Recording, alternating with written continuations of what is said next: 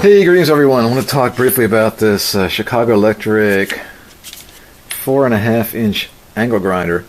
This particular item is 60372.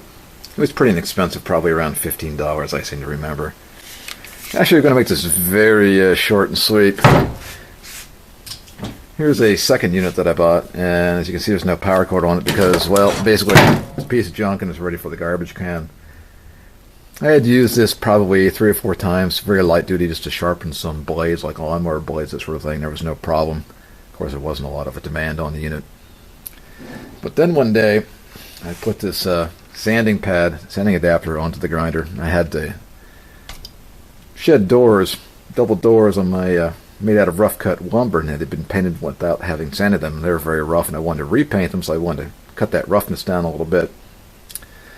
And I got maybe a minute, 2 minutes into it with this thing, and it just started getting slower and slower and hotter to the point where it just failed after probably less than 2 minutes of use. So I just took the cord off because I might use it for something else, and threw this in the trash can and pulled it back out so I can make this review. And so you can hear it. There's a bunch of pieces and particles or something in there.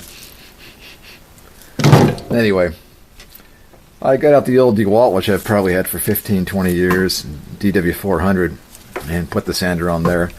And finished sanding those 2 doors, both front and back, and this thing just cut through it like a butter, no problem whatsoever. So I guess the conclusion here is these Harbor Freight tools, anything with electric motor, is probably something you want to stay away from. Just spend a little bit more money and get yourself a quality tool. In general, it's probably just not worth wasting your money on, unless you just plan to use it once or twice and have no further need for it. Then it might be useful for you.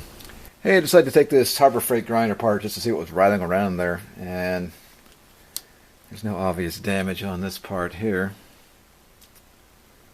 but you can see these little various shreds of plastic that were inside here. You can see some up around the top of these windings. Not really sure where they came from without taking a good one apart to see what that one looks like, but just to give you an idea. All right, have a good one.